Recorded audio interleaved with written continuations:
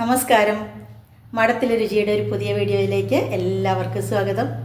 ഇന്നത്തെ റെസിപ്പി എന്ന് പറയുന്നത് യാത്രകളിലൊക്കെ നമുക്ക് കൊണ്ടുപോകാൻ പറ്റുന്ന ഒരു ഉഗ്രൻ ചമ്മന്തി അപ്പോഴേക്കപ്പോഴേ ഉണ്ടാക്കി കഴിക്കാം. ഞാനിത് നല്ലെണ്ണയിലാണ് കേട്ടോ ഉണ്ടാക്കുന്നത്. അപ്പോൾ 2 ദിവസം ഇപ്പോൾ നമ്മൾ ടൂറ് പോവുകയാണ്. ഇപ്പോൾ ആരും അങ്ങനെ ഉണ്ടാക്കി കൊണ്ടുപോകലും പതിവില്ല. എന്നാലും പറയാം, കൊണ്ടുപോകുന്ന ആൾക്കാർക്ക്. അല്ലെങ്കിൽ വേണ്ട, നമുക്ക് വീട്ടിൽ തന്നെ ഈ സമ്മന്തി ഉണ്ടാക്കി വയ്ക്കാം, 2 ദിവസം പുറത്ത് വയ്ക്കാം, ഒരു കേടും വരില്ല.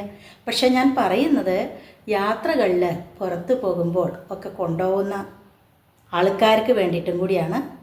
നല്ല തൈര് കൂട്ടിയ ചോറുണ്ടെങ്കിൽ ഈ ഒരു ചമ്മന്തി മാത്രം മതി.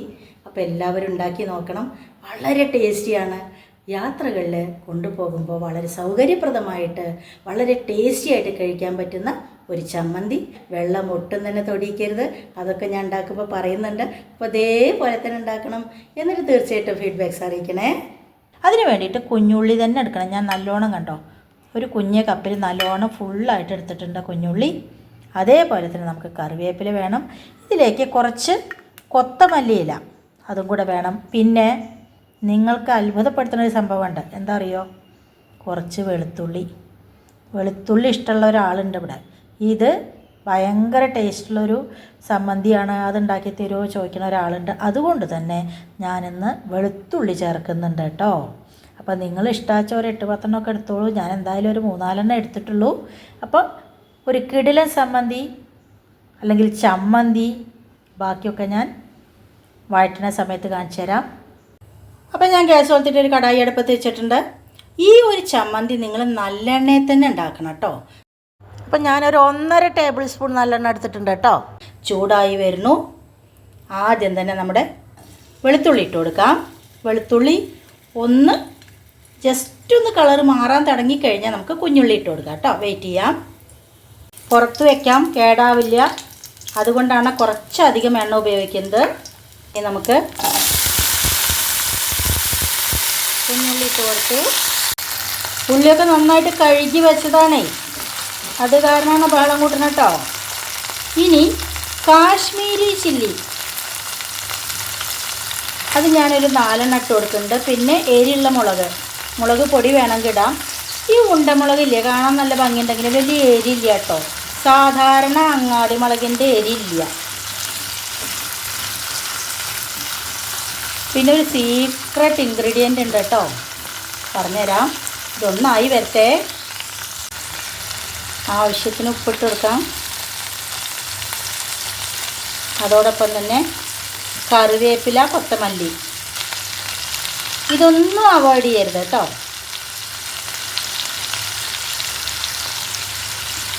കാര്യം ഇതിപ്പോൾ ചേർത്തില്ലെങ്കിൽ എന്താ അങ്ങനെ തോന്നാം. പക്ഷേ ഇതേപോലെ തന്നെ ചേർത്തിട്ടുണ്ടാക്കും കേട്ടോ.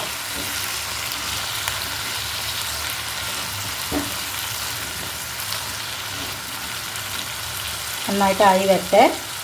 അപ്പം നമ്മുടെ കുഞ്ഞുള്ളിയൊക്കെ ഇങ്ങനെ ആയി വരാൻ തുടങ്ങിയിട്ടുണ്ട്. ആ സമയത്ത് നമ്മൾ ഒരു കുഞ്ഞ് ബീട്രൂട്ടായിരുന്നു കേട്ടോ, അതിൻ്റെ ഒരു 1/4 കഷ്ണം ഇങ്ങനെ നീളത്തിൽ അരിഞ്ഞിട്ടാണ് ഇട്ട് കൊടുക്കുക. ഇനി ഇതൊന്ന് നന്നായിട്ട് വാടി വരട്ടെ കേട്ടോ. ഒരു പ്രത്യേക ടേസ്റ്റാണിതിന്.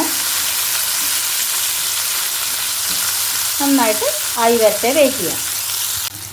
ഉള്ളി വഴന്ന് വരാൻ തുടങ്ങി. ഈ സമയത്ത് കുഞ്ഞി നാടൻ തക്കാളി വെച്ചാൽ 2 എടുത്തോളൂ. വലുതാച്ച 1 മതി കേട്ടോ. അതിട്ട് കൊടുക്കാം. ഇനി ലോ ഫ്ലെയിമിൽ വെച്ചിട്ട് തക്കാളിയൊക്കെ ഒന്ന് നന്നായിട്ട് സോഫ്റ്റായി വരാൻ വേണ്ടിയിട്ട് നമുക്ക് വെയിറ്റ് ചെയ്യാം കേട്ടോ. ഫ്ലെയിം ലോ തന്നെ വെക്കണം. അപ്പോൾ തക്കാളി ഇട്ട് കൊടുത്തിട്ട് 2 മിനിറ്റായി. ഈ സമയത്ത് നമുക്ക് വാളംപുളി, ഇതിലേക്ക് ആവശ്യമായ വാളംപുളി ഞാനൊരു വളരെ ചെറുതരിഞ്ഞ വലിപ്പത്തിൽ, അല്ലെങ്കിൽ വലിയൊരു അരിനെല്ലിക്ക വലിപ്പത്തിലുള്ളതാണ്. പുളിയൊക്കെ നിങ്ങളുടെ ഇഷ്ടത്തിനനുസരിച്ച് എടുത്തോളൂ കേട്ടോ.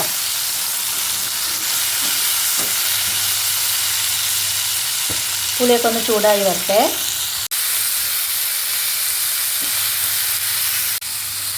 ഇപ്പോൾ കണ്ടോ, നമ്മുടെ ഉള്ളിയൊക്കെ ഒരുവിധം നന്നായിട്ട് ആയിട്ടുണ്ട്. ഈ സമയത്ത് കുറച്ച് ശർക്കരയുടെ പൊടി നല്ലോണം ഒരു 1/2 ടീസ്പൂൺ ഇട്ട് കൊടുത്തോളൂ. അതോടൊപ്പം തന്നെ ഒരു നുള്ളു കായത്തിൻ്റെ പൊടി മതി. ഇനി ഒന്ന് ഇളക്കി കൊടുത്തതിന് ശേഷം ഗ്യാസ് ഓഫ് ചെയ്യാം. എന്നിട്ട് വെള്ളം ഒട്ടും തന്നെ ചേർക്കരുത് കേട്ടോ. അങ്ങനെ തന്നെ വേണം. ഇനിയിപ്പോൾ വല്ലാതെ മിക്സിക്ക് ബുദ്ധിമുട്ടാണെന്ന് വിചാരിച്ചു കഴിഞ്ഞാൽ നിങ്ങളൊരു 2 ടേബിൾ സ്പൂൺ വെള്ളം, ചൂടാക്കിയ വെള്ളം വേണം, തണുത്ത വെള്ളം ഒഴിക്കരുത്. ചൂടാക്കിയ വെള്ളം ഒഴിച്ചു കൊടുത്താൽ മതി. അല്ലാതെ ഒരുപാട് വെള്ളം ചേർത്തിട്ടത് അരക്കരുത് കേട്ടോ.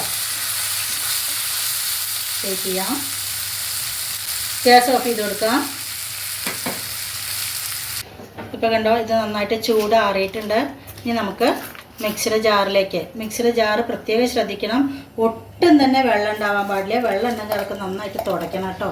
എന്നിട്ട് ക്രഷ് ചെയ്തെടുത്താൽ മതി. വല്ലാതെ അരയണ്ട. അത് നിങ്ങളുടെ ഇഷ്ടമാണ്. ഇപ്പോൾ ഇഡ്ലിക്കൊക്കെ എന്ന് വിചാരിച്ചു കഴിഞ്ഞാൽ കുറച്ച് നല്ലോണം അരഞ്ഞോട്ടെ. ചോറിൻ്റെ ഒപ്പം വെച്ചാൽ അത്ര തന്നെ അരയേണ്ട. അതൊക്കെ നിങ്ങളുടെ ഇഷ്ടം കേട്ടോ. അപ്പോൾ നമുക്കിത് അരച്ച് കൊണ്ടുവരാം. കണ്ടോ, ഇതാണ് നമ്മളിപ്പോൾ അരച്ചെടുത്തത്. നിങ്ങൾക്ക് ഇപ്പോഴേ യൂസ് ചെയ്യാനാണെന്ന് വെച്ചാൽ ഇങ്ങനെ മതി കേട്ടോ. പക്ഷേ യാത്രകളിലേക്കൊക്കെ കൊണ്ടുപോകാനാണെച്ചാൽ ഞാൻ അങ്ങനെ ചെറിയൊരു വെള്ളപ്പച്ചട്ടിയാണ്.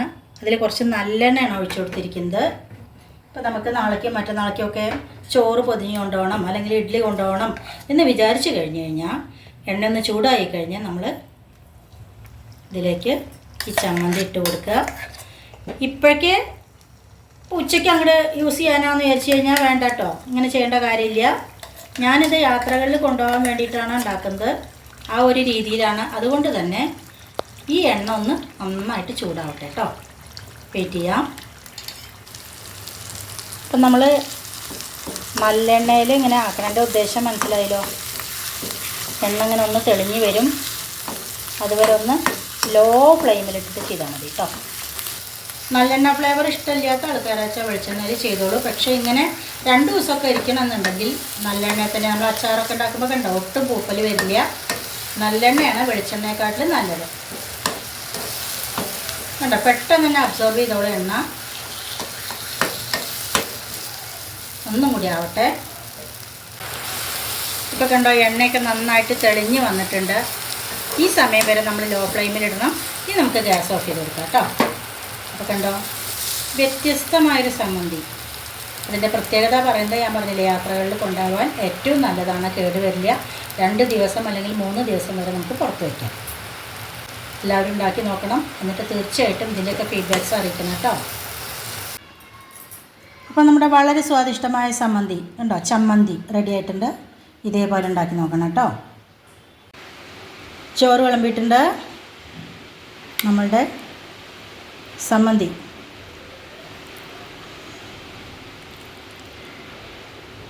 പുറത്ത് വെച്ചാൽ കേടാവാത്ത ചമ്മന്തി. ഒരുപാട് കാലമൊന്നും പറയുന്നില്ല കേട്ടോ. ഇനി അത് പറഞ്ഞുതരാം.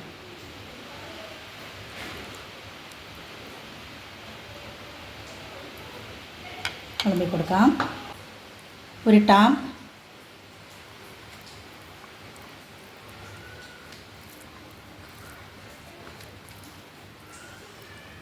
നല്ല ചൂട്.